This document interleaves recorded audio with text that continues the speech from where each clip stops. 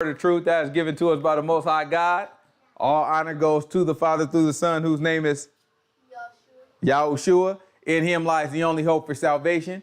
It is obtained by grace through faith, not of works, lest anyone should boast, and given freely as a gift to all who obey him. We understand that if you do not obey him, it is made manifest or made obvious that you do not believe. In this state, you should expect no good thing from the Most High. However, anything that you do get, whether you get a prophecy, a gift of tongues, or any supernatural experience, it can and it will be used against you in the day of judgment. That said, peace to the saints that are in the room, to the saints that couldn't make it, to the saints watching in on the camera. But no peace to the wicked. The only thing we say to them is repent that they might live. Let's get right to it. This is what is this?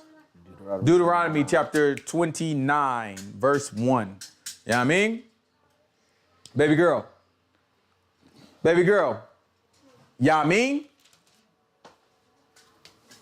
That day, baby.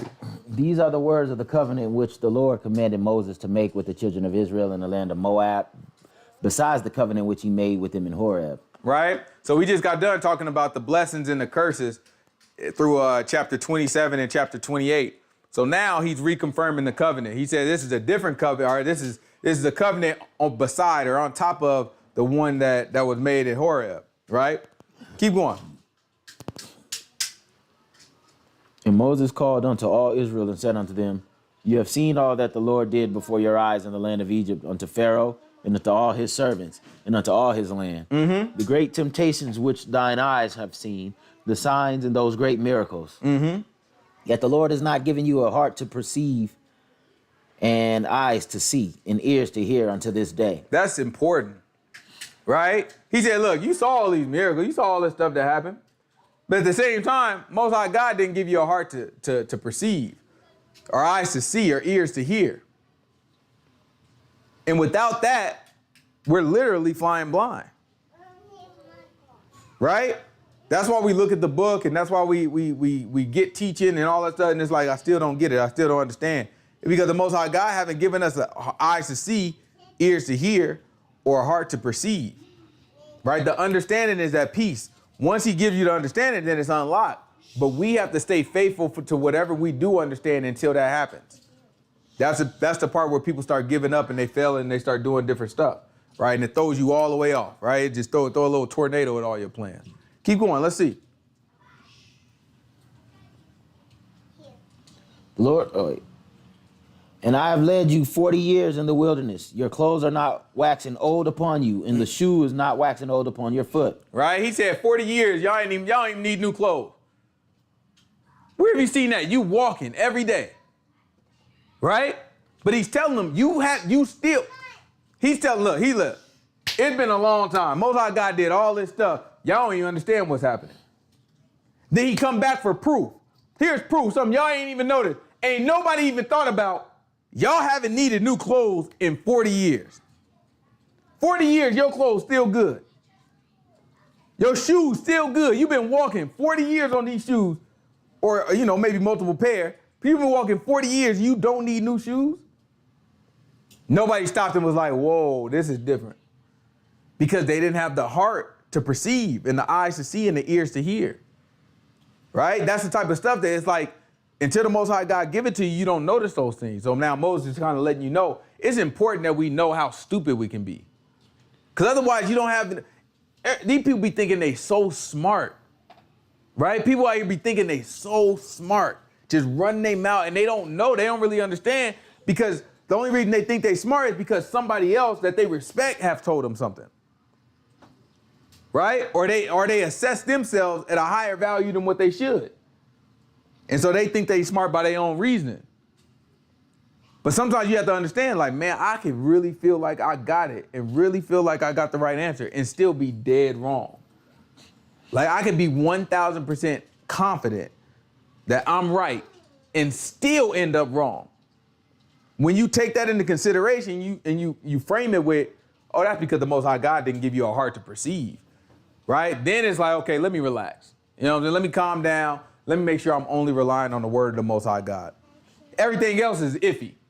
You know what I'm saying? But if you only rely on the word of the Most High God, now you're going somewhere. That's not iffy. Keep going. Let's see. You have not eaten bread, neither have you drunk wine or strong drink, that you might know that I am Yahuwah your God. And when you come into this place, Sihon the king of Heshbon and Og the king of Bashan came out against us unto battle, and we smote them. And we took their land and gave it for an inheritance unto the Reubenites and unto the Gadites and the half tribe of Manasseh. Right? So remember, Reuben, Gad, and the half of Manasseh, they all took the land that we took from King Og and Sihon. Keep going. Keep therefore the words of this covenant and do them, that you may prosper in all that you do. You stand this day, all of you, before Yahuwah your God, your captains of your tribes, your elders and your officers, with all the men of Israel, your little ones, your wives, and the stranger that is within your camp, from the hewer of your wood unto the drawer of your water, that you should enter into the covenant with the Lord your God, and into his oath, which the Lord your God makes with you this day, that he may establish you a day for a people unto himself, and that he may be unto thee a God, as he has said unto thee, and as he has sworn unto your fathers, to Abraham, Isaac, and Jacob. Neither with you only do I make this covenant and this oath. He said, I'm not just making this covenant and this oath with you only. Who else am I making it with? But with him that stands here with us this day before the Lord our God. He said, it's not just the ones that standing with us right now. Who else? With him that stands here with us this day before the Lord our God, and also with him that is not here with us this day. Right? So he said, I'm also making it with those who are not here. That catch all of us. Right? Keep going. For you know how we have dwelt in the land of Egypt, and how we came through the nations which you passed by. And you have seen their abominations and their idols, wood and stone, silver and gold, which were among them. Lest there should be among you a man or a woman or a family or tribe whose heart turns away this day from the Lord our God to go and serve the gods of these nations. Lest there should be among you a root that bears gall and wormwood. And it come to pass, when he hears the words of this curse, that he bless himself in his heart, saying, I shall have Watch what he peace. said. He said, look, it shall come to pass, when he hear the words of this curse, he gonna bless himself and say what? I shall have peace. Though I walk in the imagination of my heart to add drunkenness to thirst. Right? He said, I'm gonna have, look, Most High God is giving you a curse. And you know what he gonna say? Oh, I'm gonna have peace. And the next piece is clear. The next piece, he said, even though I'm walking in the imagination of my own heart, I'm making this stuff up as I go. Right? That's where a lot of this Christian stuff come from. Because it's like these people start with something and then they start making stuff up as they go, coming up with little theories and misunderstandings and all this stuff, and they start making it up as they go. So then, no matter, even at the book, you got pastors that refuse to teach the negative pieces, what they consider negative pieces of the Bible. They don't want to teach about the curses. They don't want to teach about damnation. They only want to talk about prosperity and peace. They want to talk about, you know what I'm saying, how you can name it and claim it, all these different things. They want to give you hope. They want to talk about faith. They want to talk about grace. They want to talk about mercy, right? They don't want to talk about anything that has to do with hell, sin, you know what I'm saying, the conditions on which it requires for you to be successful with Yahushua, right? All those things they bypass. And the reason why they do that is because they're working with their imagination. The book is cursing them. And they say, well, no, the imagination of my heart tell me I'm going to have peace. And then look what he say next. Right after that, what he say? The Lord will not spare him, but then... No, before that. I walk in the imagination of my own heart to add drunkenness to thirst. Right? So imagine being thirsty, and then you go get some strong alcohol to quench your thirst. Does that ever quench anybody's thirst? So now, not only are you going to be thirsty, you're going to be drunk and thirsty. Right? So he said, you just, like by doing that with our imagination, we make our situation worse. Instead of just taking the word for what it say and dealing with it, now we're going to be drunk. What happens when you're drunk? Staggering, falling all over the place. You stagger, fall over, but how I feel? I feel like, you know what I'm saying? Like, oh, I'm having a great time. Yeah, you might feel good. You might feel good temporary. How that next morning feel? Pretty bad. And now I'm still thirsty. And that's what our imaginations do. The book is telling us something very specific, right?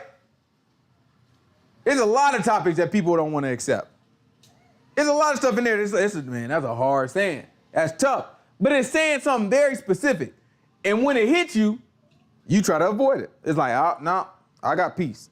That ain't talking about me. We good, right? What happens then is now your imagination is taking over. So now temporarily you feel good. But guess what? That is going to wear off. And when that wears off, then now not only are you going to be a sinner, but you're going to be confused. Let's see, keep going. But the Lord will not spare him. But then the anger of the Lord and his jealousy shall smoke against that man, and all the curses that are written in this book shall lie upon him. And the Lord shall blot out his name from under heaven. Yeah. And the Lord shall separate him unto evil out of all the tribes of Israel, according to all the curses of the covenant that are written in this book of the law. So that the generation to come of your children that shall rise up after you, and the stranger that shall come from a far land shall say, when they see the plagues of that land, and the sickness which the Lord has laid upon it, and the whole land thereof is brimstone and salt and burning, that is not sown, nor bare, nor any grass grows therein, like the overthrow of Sodom and Gomorrah, Admah and Zeboiim. What's the people going to say? In his anger and in his wrath, even all those nations shall say, why has the Lord done thus unto this land? What does this mean, the heat of this great anger? Then men shall say, because they have forsaken the covenant of Yahuwah God, of their fathers, which he made with them when he brought them forth out of the land of Egypt. For they went and served other gods and worshipped them, gods whom they knew not. He said, gods whom they knew not. And whom he had not given unto them. Right? He said, and these are guys that he didn't even give them to him. He never told you about these guys. Could you imagine being the one true God, right? And then people start worshiping stuff that ain't even real? I never told you about them. Where'd y'all even get that from? I don't know nothing like that. They're not even real. Your fathers never knew them. You never knew them. You just made these guys up. Keep going, watch this. And the anger of the Lord was kindled against this land to bring upon it all the curses that are written in this book. And the Lord rooted them out of their land in anger and in wrath and in great indignation and cast them into another land as it is this day. Look at what he's talking about. The secret things belong unto Yahuwah our God. But those things which are revealed belongs to us and to our children forever, that we may do all the words of this law. Right? There's questions that we will have. I want to get to the question. Listen, I be trying to encourage everybody to ask their questions. Right? Ask your questions. Let's deal with them. Let's figure it out. And you should be able to deal with them. Right? Don't run from them. And don't go based off of pastor. Don't go based off of what your pastor say or what I say or anything. Like, if you got questions, search it out and figure it out. Don't run from them. Don't let the question just be a question. Sometimes people use a question as an excuse, right? I have a question about something, and I don't want to find the answer to it because really the only reason I had a question is because I don't really want to deal with the subject matter of the Bible. So people will come up with questions and reasons why they don't want to support the book. And it's like they don't really want the answers to these questions. They just want some type of barrier to give them justification for not looking into the Bible, right? But if you really trying to do this, then, you know what I'm saying? Dig into it. Ask the questions. Ask all the questions. Not all of the questions will have answers. But those are the ones I want to get to. I want to get all the questions that do have answers out of the way. Let's get answers to everything that got an answer. Because the secret things belong to God. It's going to be some stuff I'm going to tell you, like if you try to tell me, like, why did God, I don't know. What's something we don't know? Yeah, I don't know either. There's some stuff out there we don't know, right? A whole lot of it. Yeah, I just can't think of it. I can't think of one right now, right? I'm pretty sure people ask questions like, I don't know, bro. Like, yeah, I know it happened to me all the time. Like, yeah, I ain't got nothing in the book on that one. You know what I'm saying? I can't tell you, you know what I'm saying, why that happened that way or whatever. But there's secret things, and those things belong to the Most High, right? But everything that's revealed. like why did God tell Paul not to go to was it Asia or something like that? Right. Yeah. Right? But that's like, I don't know, bro. I don't see that being as revealed. Maybe it's revealed and I just don't notice it, but I don't see the reasoning for that being revealed. I would consider that at this point a secret thing, right? Ain't none of my business. You ask me that question, I'd be like, man, I ain't got no book for it. None of my business. I'm not about to make nothing up. I'm not about to, oh, well, it could, well, I might do that sometime. It could be this, that, and the other. But at the end of the day, I ain't got nothing for it, right? I'm not telling you that it's something that I don't know, because that's secret. But the things that are revealed are ours. The things that are revealed are in this book. And so we have to dig into it and we have to understand it. And if we have questions about it, we have to resolve those, right? Once we resolve them, now we can stand true on it. Because the questions bring what? Answers. Doubt. Right? Questions also bring answers, but the questions bring doubt. And doubt is an antithesis to faith, right? If the book is telling you you can do something and you don't believe the book because you have doubts about it, that means you don't have the faith that you can do what the book is telling you to do. It sounds a lot more attractive now that everybody sins. Nobody can stop sinning. Right? It's a difficult thought. That's a difficult thing to deal with. Right? When you believe the book, then it's like, okay, now we got a fighting chance. We can go for it. This is, keep going. And it shall come to pass when all these things are come upon you, the blessing and the curse, which I have said go before back. you. He said, "Is the secret things are for the Most High." The secret things belong to the Lord our God. But those things which are revealed belong to us and our children forever. For what reason? That we may do all the words of this law. Right? That's the only reason this stuff is revealed to us. That we might do all the words of this law. It's not revealed to us so that we could be the smartest Hebrew Israelites. It's not revealed to us so that we can go out and heal people. And we can go teach people. And we can go do this and do that. All that's great, right? But the reason that it's revealed to us is so that we can do all the words of this law, period. Right? Keep going. And it shall come to pass, when all these things are come upon thee, the blessing and the curse which I set before thee, and you shall call them to mind among the nations, where the Lord thy God has driven thee, and shall return unto the Lord thy God, and shall obey his voice according to all that I command thee this day, you and your children with all your heart and with all your soul, that then the Lord thy God will turn thy captivity and have compassion upon thee, and will return and gather thee from all the nations where the Lord thy God has scattered thee. If any of thine be driven out unto the outmost parts of heaven, from there will the Lord God gather thee, and from there will he fetch thee. And the Lord thy God will bring thee into the land which our fathers possessed, and you shall possess it, and he will do you good, and multiply you above your fathers. And the Lord thy God will circumcise your heart and the heart of your seed, to love the Lord thy God with all thy heart, and with all thy soul, and with all that thou may live. Right? So now you got to see that the book is talking about circumcision of the heart right here. Right? So that concept is introduced by Moses. A lot of people look at that like it's a New Testament concept. We'll talk about that a little bit later once we get to the New Testament. Keep going. And the Lord thy God will put all these curses upon thine enemies, and on them that hate thee, which persecuted thee. And you shall return and obey the voice of the Lord, and do all his commandments which I command you this day. And the Lord thy God will make thee plenteous in every work of thine hand, in the fruit of thy body, and in the fruit of your cattle, and in the fruit of your land, for good. And the Lord will again rejoice over you for good, as he rejoiced over your fathers.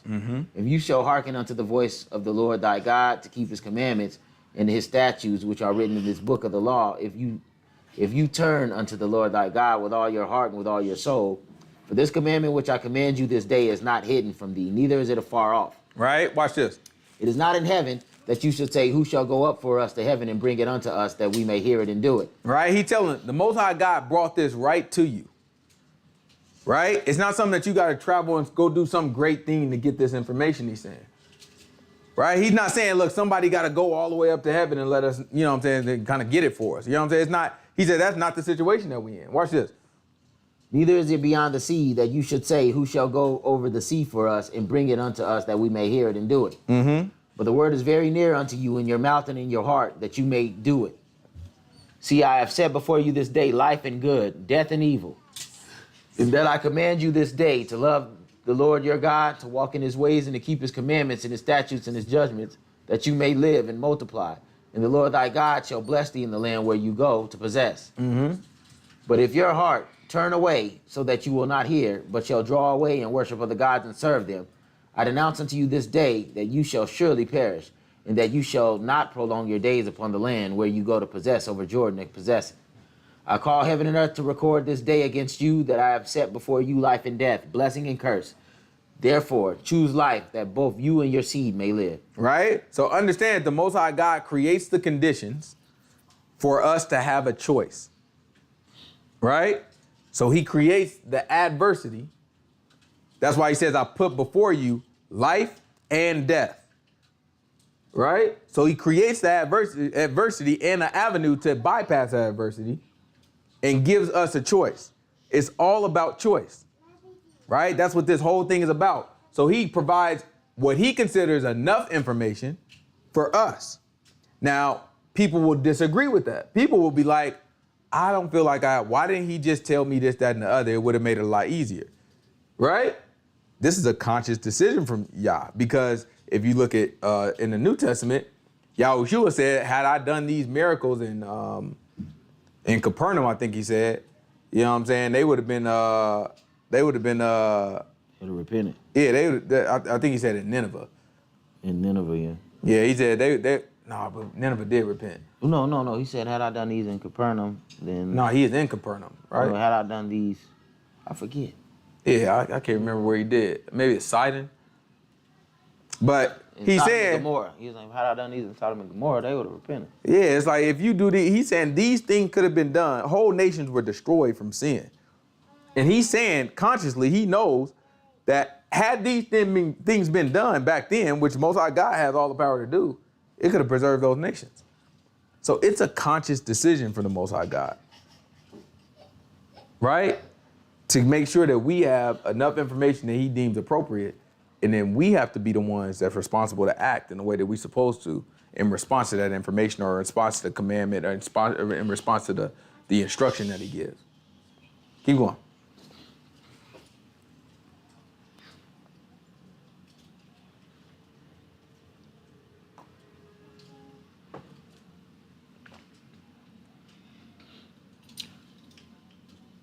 That you may love the Lord your God, and that you may obey his voice, and that you may cleave unto him, for he is your life. And the length of thy days, that you may dwell in the land which the Lord sware unto thy fathers, Abraham, Isaac, and Jacob, to give them.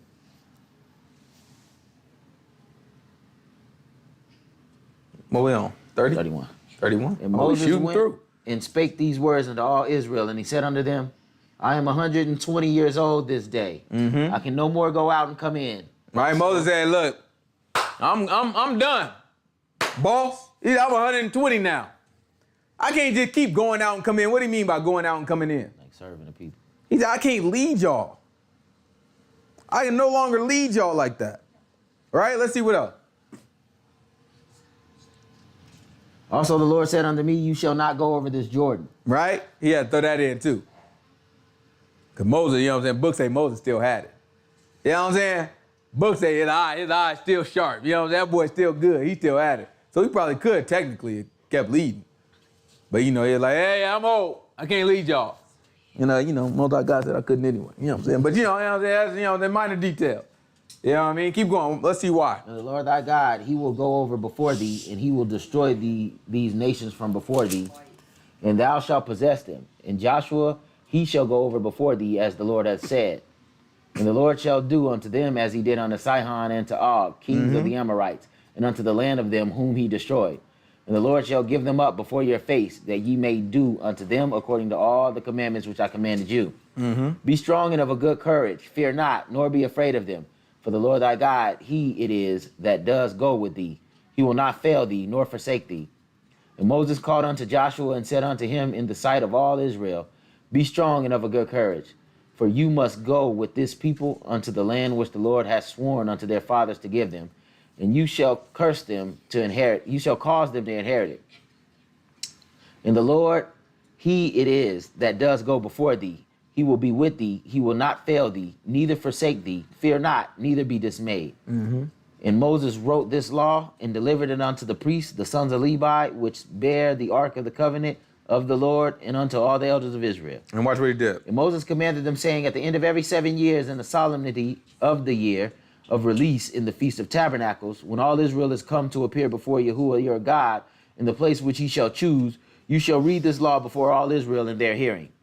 Gather the people together, men and women and children, and thy stranger that is within thy gates, that they may hear and that they may learn and fear the Lord your God, and observe to do all the words of this law, and that their children which have not known anything may hear, and learn to fear the Lord your God as long as you live in the land where you go over to Jordan to possess. And the Lord said unto Moses, behold, your days approach that you must die. Call Joshua and present yourselves in the tabernacle of the congregation, that I may give him a charge. And Moses and Joshua went and presented themselves in the tabernacle of the congregation. And the Lord appeared in the tabernacle in a pillar of a cloud. And the pillar of the cloud stood over the door of the tabernacle. And the Lord said unto Moses, behold, you shall sleep with your fathers, and this people will rise up and go a-whoring after the gods of the strangers of the land, where they go to be amongst them. Right? So he's telling Moses, he's like, man, this is what's going to happen. You going to die, right? But then all the people, they going to do everything you just told them not to do. They going to do all of it. He's letting them know, like, look, Moses, this is how it's going to turn out, right? Keep going, watch this. And will forsake me and break my covenant which I made with them. Then my anger shall be kindled against them in that day, and I will forsake them, and I will hide my face from them, and they shall be devoured, and many evils and troubles shall befall them. So they will say in that day, are not these evils come upon us because our God is not among us? And I will surely hide my face in that day for all the evils which they shall have wrought, in that they have turned to other gods. Now pay attention to what he just said. He said that there's going to come a time where the people are going to rebel and they're going to forsake God. So God is going to forsake them. And then people are going to say, did these things not happen because our God is not with us? Right? And then he said, in response to that, he's going to hide his set face from us. What does that mean? It's going to be a famine of the word of God. That means people will not believe that the man is even real. Because you have no way to see him, right? And then the general disposition would be, this wouldn't have happened if God was real. Why would all these things happen to us if there is a God? And that is exactly the thought process of many of our people. They look at slavery, they look at our oppression in this country and many other countries, and they looking like, if there is a God, why in the world would he want this to happen to us? Why would he let this happen to us? Right? It's important that y'all understand it, because when you look at it, these things are questions, right? These things are like questions until you understand what the book is saying. No, it's not like a happenstance that this happened. He's telling you this is how it's going to play out. And it happened. That changes everything. Now you have context of why it played out. And you have a way to resolve it. Keep going, watch this. Now therefore, write ye this song for you, and teach it to the children of Israel. Put it in their mouths, that this song may be a witness for me against the children of Israel. For when I shall have brought them into the land of which I swore unto their fathers, that flows with milk and honey, and they shall have eaten and filled themselves in wax and fat, then will they turn unto other gods and serve them and provoke me and break my covenant. And it shall come to pass, when many evils and troubles are befallen them, that this song shall testify against them as a witness. For it shall not be forgotten out of the mouths of their seed. For I know their imagination which they go about, even now, before I have brought them into the land which I swear. Moses therefore wrote this song the same day, and taught it to the children of Israel. And he gave Joshua the son of Nun a charge, and said, be strong and of good courage, for you shall bring the children of Israel into the land which I swore unto them, and I will be with thee. And it came to pass, when Moses had made an end of writing the words of this law in the book, until they were finished, that Moses commanded the Levites, which bear the ark of the covenant of the Lord, saying, take this book of the law and put it in the side of the ark of the covenant of the Lord your God, that it may be there for a witness against you. Right? So we had to take the law and then we put it inside of the ark of the covenant. So remember we talked about the ark that was built, that had the mercy sit on top of it, and that's where everyone went to speak to God. Well, not everyone, but that's where, you know what I'm saying, the Most High God would speak to Moses, and that's where the priests would do the sacrifices. right? Or drop the blood at least. So the inside of that, we had to put our law. What else did we put in there so far? Aaron's rod that budded. The Aaron's rod that butters. Remember, Korah had that incident where he's like, nah, man, we can all, you know what I'm saying? We can all do this. You know what I'm saying? We all blessed. You know what I'm saying? We all the same. And then after that incident, they was like, man, how I know for sure? And then Moses was like, you know what? We're not playing these games no more. Most High God said, this is what we're going to do. And then Aaron's rod budded, all the other rods didn't, which was evidence that none of the other tribes were given this work other than Aaron and his sons, right? So that rod was put in there. Those are both witnesses that were kept inside of the Ark of the Covenant, right? Let's keep going. It's the Song of Moses. Oh, and the manna also, yeah, manna. Take this book of the law and put it into the side of the Ark of the Covenant of the Lord your God, that it may be there for a witness against you. For I know your rebellion. A witness for you or against you? Against you. For I know your rebellion and your stiff neck. Behold. Who's talking right now? Moses. Well, he said, I know what? Your rebellion and your stiff neck. Why is he saying that? God just told him. Most High God just told him how it was going to play out. So now Moses is a little hot. He like, are you serious? I'm finna die. Do you see the change in tune of how Moses was talking before this and after? Before this, he is like, God will not leave you nor forsake you. He's talking to Joshua. You know what I'm saying? But he's like, you know what I'm saying? God will not leave you nor forsake you. Then you notice when the Most High God talked to him directly, he's like, they're going to forsake me and I'm going to forsake them. Now Moses come back and he's like, man, I already know your rebellion. Watch, he going to lay it to him a little bit. Watch it. While I am yet alive with you this day, you have been rebellious against Yahuwah. And how much more after my death? Gather unto me all the elders of your tribes and your officers, that I may speak these words in their ears and call heaven and earth to record against them. Mm-hmm. For I know that after my death you will utterly corrupt yourselves and turn aside from the way which I have commanded you. And evil will befall you in the latter days, because you will do evil in the sight of the Lord to provoke him to anger through the work of your hands. Right? So evil will befall you in the latter days. Right? That's talking about our times. Right? The evil that we have right now is what he's talking about. This is some of what he's talking about, right? Keep going. Moses spake in the ears of all the congregation of Israel the words of this song until they were ended. Here goes the song. What is this, chapter 32? Mm-hmm. We might just go ahead and finish this thing out. Give ear, O ye heavens, and I will speak, and hear, O earth, the words of my mouth. My doctrine shall drop as the rain, my speech shall distill as the dew, as the small rain upon the tender herb, as the showers upon the grass. Because I will publish the name of Yahuwah. Ascribe ye greatness unto our God. He is the rock. His work is perfect, for all his ways are judgment. A God of truth and without iniquity, just and right is he. They have corrupted themselves. Their spot is not the spot of his children. They are a perverse and crooked generation. Do ye thus requite the Lord, O foolish people and unwise? Is it not your father that has bought thee? Is he not your father that has bought thee? Has he not made thee and established thee? Remember the days of old. Consider the years of many generations. Ask your father, and he will show you. Your elders, and they will tell you. When the Most High divided the nations to their inheritance, when he separated the sons of Adam, he set the bounds of the people according to the number of the children of Israel. For the Lord's portion is his people. Jacob is the lot of his inheritance.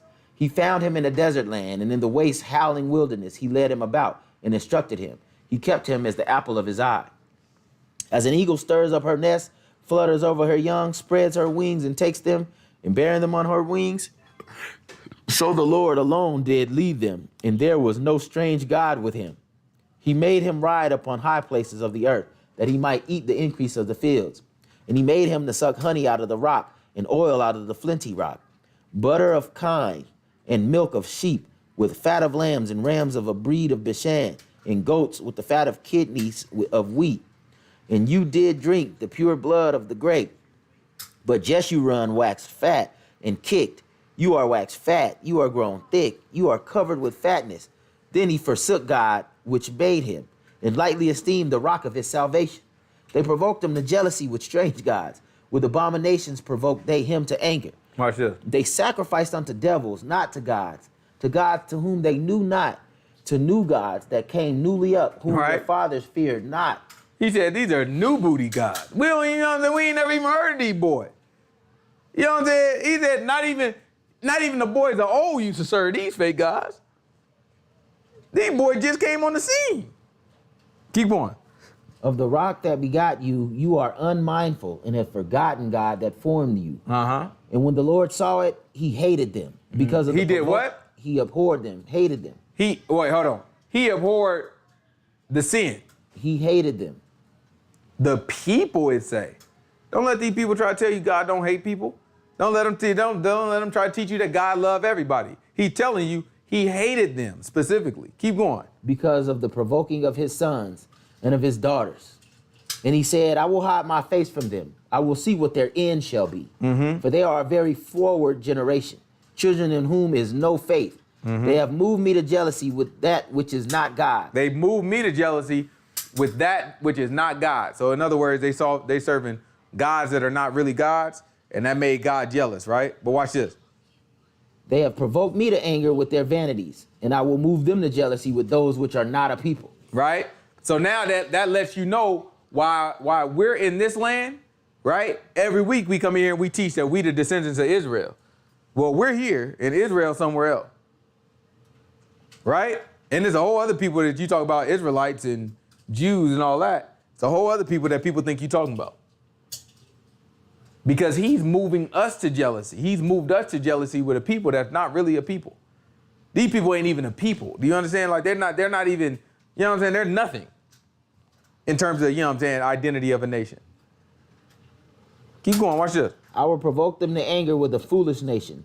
For a fire is kindled in my anger and shall burn unto the lowest hell, and shall consume the earth with her increase and set on fire the foundations of the mountains. I will heap mischiefs upon them. I will spin my arrows upon them. They shall be burnt with hunger and devoured with burning heat and with bitter destruction. That's right. I will also send the teeth of beasts upon them with the poison of the serpents of the dust.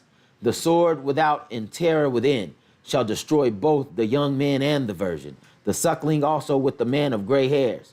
Everybody got to get it is what he's saying. I said I will scatter them into the corners. I will make the remembrance of them to cease from among men. Were it not that I feared the wrath of the enemy, lest their adversaries should behave themselves strangely, and lest they should say, our hand is high, and the Lord has not done all this. For they are a nation void of counsel, neither is there any understanding in them. Oh, that they were wise, that they understood this, that they would consider their latter end. How should one chase 1,000 and two put 10,000 aflight, except their rock had sold them, and their Lord had shut them up? For their rock is not as our rock, even our enemies themselves being judges. For their vine is of the vine of Sodom and the fields of Gomorrah. Their grapes are grapes of gall, their clusters are bitter. Their wine is the poison of dragons, and the cruel venom of asps. Is not this laid up in store with me, and sealed up among my treasures? To me belongs vengeance and recompense. Their foot shall slide in due time. For the day of their calamity is at hand, and the things that shall come upon them, make haste. For the Lord shall judge his people and repent himself for his servants, when he see that their power is gone, and there is none to shut up or left. None shut up or left. And he shall say, where are their gods, their rock in whom they trusted? Right? You got to understand that he's saying that he's going to break us down to a point where we ain't got nothing else to rely on. He make a fool out of everything we put our trust in, right? And once that point is reached, then he gonna ask the question, all right, where your gods at that you trust? Keep going. Which did eat the fat of their sacrifices and drank the wine of their drink offerings. Let them rise up and help you and be your protection. See now that I, even I am he, and there is no God with me. I kill and I make alive. I wound and I heal. Neither is there any that can deliver out of my hand. That's right. For I lift up my hand to heaven and say, I live forever. If I whet my glittering sword and my hand take hold on judgment, I will render vengeance on my enemies and will reward them that hate me. I will make my arrows drunk with blood, and my sword shall devour flesh. And that with the blood of the slain and of the captives, from the beginning of revenges upon the enemy, rejoice, O ye nations, with his people. For he will avenge the blood of his servants, and will render vengeance to his adversaries, and will be merciful unto his land and to his people. And God came and spake all the words of and Moses came and spake all the words of this song in the ears of the people. And Hoshea, the son of Nun, and Moses made an end of speaking all these words to all Israel. And he said unto them, set your hearts into all the words which I testify among you this day, which you shall command your children to observe and do, all the words of this law. For it is not a vain thing for you, because it is your life. And through this thing you shall prolong your days in the land where you go over Jordan to possess it. And the Lord spake unto Moses that selfsame day, saying, get thee up into this mountain, Abiram, unto Mount Nebo, which is in the land of Moab, that is over against Jericho. Right. And behold the land of Canaan, which I give unto the children of Israel for possession. He said, go ahead and look at it. He's going to tell them, look at all the different parts of it too. Watch this. And die in the mountain where I tell you to go, where you go up, and be gathered unto your people. Just like who? As Aaron your brother died in Mount Or, and was gathered unto his people. He's like, you've seen this before. It's going to be the same type of deal. Right? Because you transgressed against me among the children of Israel at the waters of Meribah Kadesh, in the wilderness of Zin, because you sanctified me not in the midst of the children of Israel. What does that mean? Sanctify me not. Didn't set them apart. He didn't set them apart. So I want us to really understand that, because I guarantee that to the average person that seems like a very small offense, right? So just understand what happened. The Most High God told Moses, oh, the people need some water. Okay, take this, you and Aaron, hit the rock with water. Water gonna come out, right? That's all he told him to do. Moses did that. And Moses said, must we get you water? Or what he said, I forgot what he said. Must we bring water out of the rock for you? Yeah, because they're complaining, right?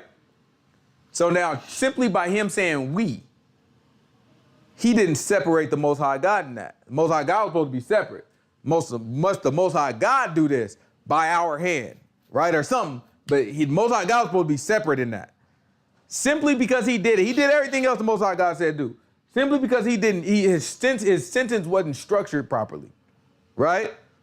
The Most High God charged him with the sin and held on to it up to this point. The man 120 years old and will not let the man in there. Moses asked a couple times. Most High God told him, don't you ask about it no more. He told him, don't you ask me about this no more. Moses was trying to get up in there. He's like, no, don't. This is what's happening. You gonna die. You not going in, and don't ask me about it no more. That tells you how particular and how serious the Most High God is. A lot of us think like, oh, it ain't no big deal to have no cross on. God ain't thinking about that. Ain't no big deal to have, you know what I'm saying? Like, you know what I'm saying? I ain't gotta scratch this little, you know what I'm saying, this little fish mark off of my Bible. It ain't a big deal. We scratch them off, don't we? You know what I'm saying? We get them stuff now. That stuff gets scratched off, cover it up, we do whatever we can. Oh boy, TJ Bible got like this big old gap in it. It look toe up. Yeah. Chop it all up. Man, the word good, you know what I'm saying? But that's not. Because we got to take this stuff. Our mind that be saying this stuff ain't serious. We shouldn't. There's a lot of people out there, you know what I'm saying, that when they try to make sense of like, well, you have this whole law and what do we have to do today in 2022 versus what we used to have to do. They be trying to make sense of it, so they come up with all these different theories. Well, see, it's the moral law. Who decided what part of the law is moral? Like, who made that decision? All of it is moral. If the man tell you it's right and wrong, if the man tell you the law is right, then now anything that's not right is immoral. So the whole law is moral. You can't break that thing up. But that's your mind. That's why we can't rely on our own mind. Again, that becomes imagination. We just got to go based off of what the book says. The whole law is law. Period. And it's right and it's good. And at the same time, the whole law got you cursed. Period. So the only person get the curse off is the same one that the law told you that, you know what I'm saying, you got to do everything he say. So at the end of the day, the only way to keep the law is to do what Yahushua say. Because if you don't do what Yahushua say, not only is you going right to hell, but now you also got to deal with you not listening to what Moses told you to do. Again, you add drunken to thirst.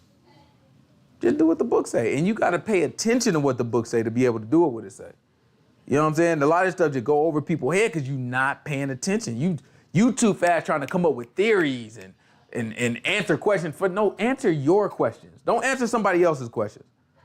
Y'all don't have, you know what I'm saying? Like you haven't gotten to the point where you understand the book well enough.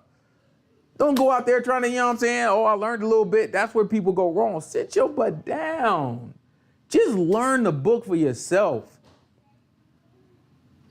What the parable say, you know what I'm saying? The women with the candles. Oh, Some of their candles burned out. yeah. And they're like, yeah, let me get a little bit of y'all They oil. didn't have enough oil. You know what I'm saying? Let me get some of y'all oil. What they say? He said, nah, if I give you oil, I ain't gonna have enough of my candle. It don't make sense. Learn what you need to learn for yourself. Paul tell us what? Work out what? Work out your own salvation with fear and trembling. Work out your friend's salvation. Your own. Work out your mama's salvation. Your own. Work out your own salvation with fear and trembling.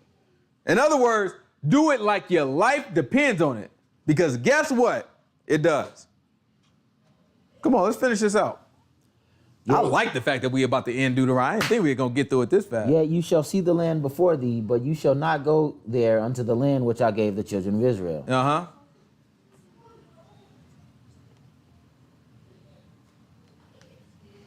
And this is the blessing where Moses, the man of God, blessed the children of Israel before his death.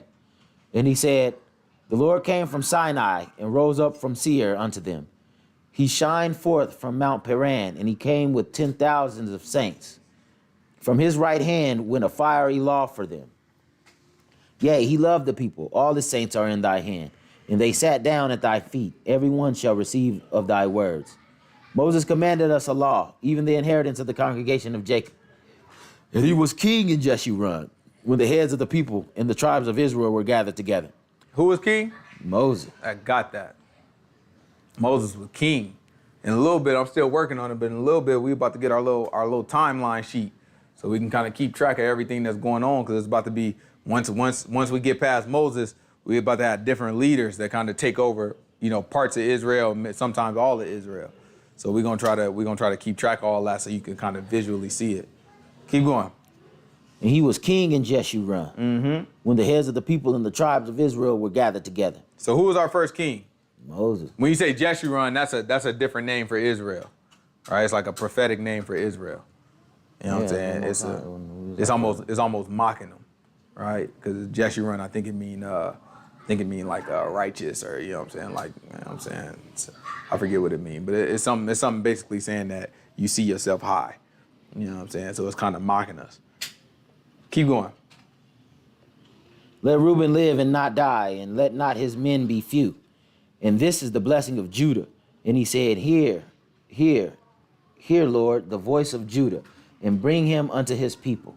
Let his hands be sufficient for him, and be thou a help to him from his enemies. And of Levi he said, let thy Thummim and thy Urim be with thy Holy One, whom you did prove at Massa, and with whom thou didst strive at the waters of Meribah, who said unto his father and to his mother, I have not seen him, neither did he acknowledge his brethren, nor knew his own children, for they have observed thy word and kept thy covenant.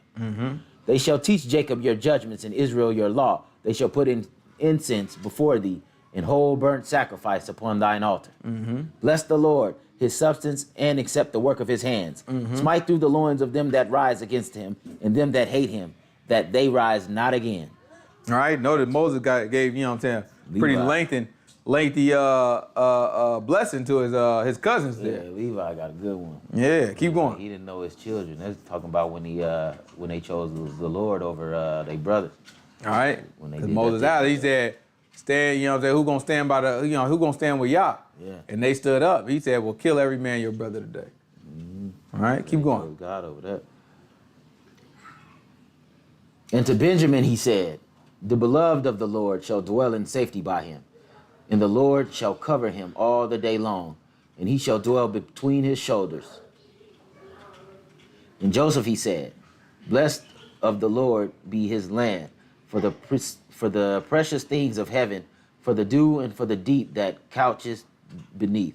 And for the precious fruits brought forth by the sun, and for the precious things put forth by the moon, and for the chief things of the ancient mountains, and for the precious things of lasting hills, and for the precious things of the earth, and fullness thereof, and for the good will of him that dwell in the bush. Let the blessing come upon the head of Joseph, and upon the top of the head of him that was separated from his brothers.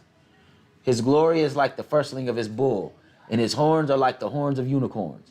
With them he shall push the people together to the ends of the earth, and they are the 10,000s of Ephraim, and they are the thousands of Manasseh.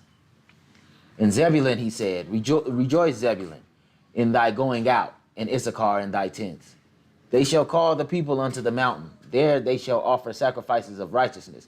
For they shall suck of the abundance of the seas and of the treasures hid in the sand. In Gad, he said, blessed be he that enlarges Gad, and dwells as a lion, and tears the arm with the crown of the head. And he provided the first part for himself, because there is a portion of the lawgiver. Was he seated? And he came with the heads of the people. He executed the justice of the Lord and his judgments with Israel. Mm-hmm. And of Dan he said, Dan is a lion's whelp. He shall leap from Bashan.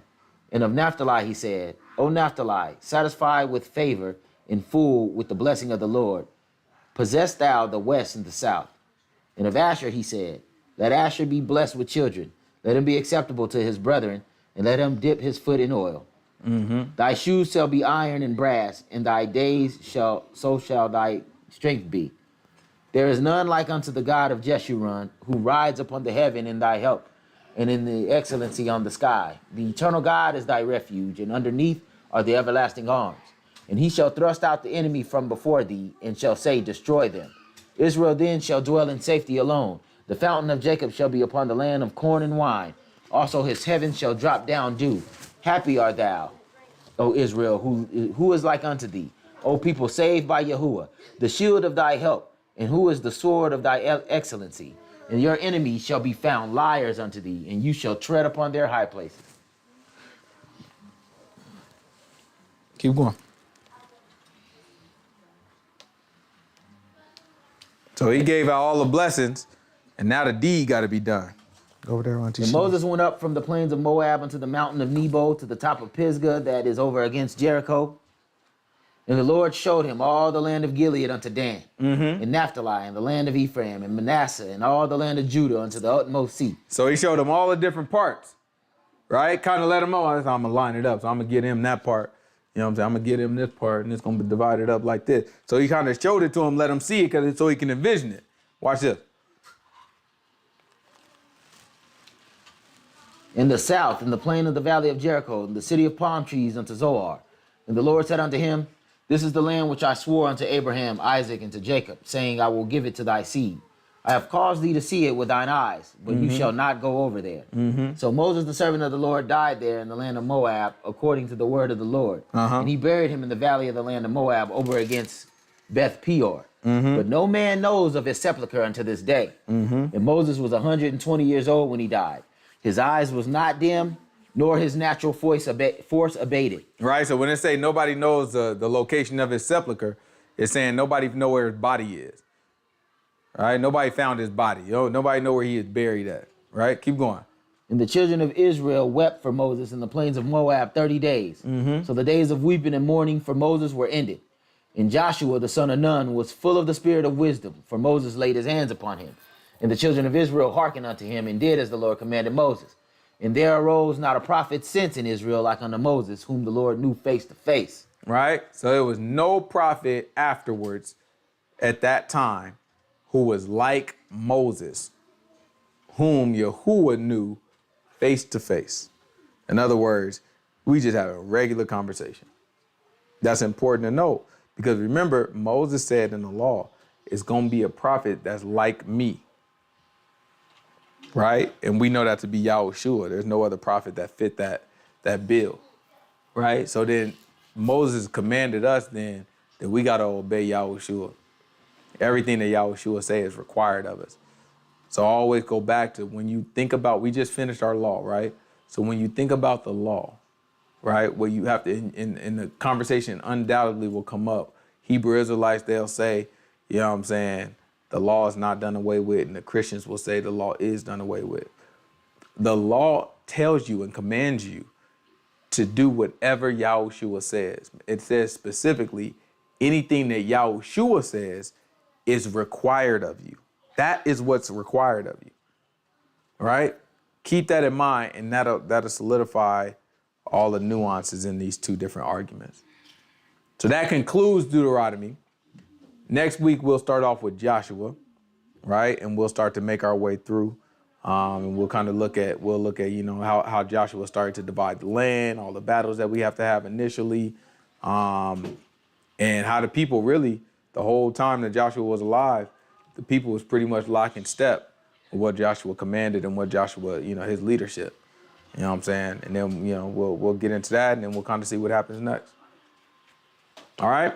Any questions? And all the signs and wonders which the Lord sent him to do in the land of Egypt, to Pharaoh, and to all his servants, and to all his land, and in all that mighty hand, and in the great terror which Moses showed in the sight of all Israel. I had to finish it, I didn't even know what's on left. All right, let's pray out.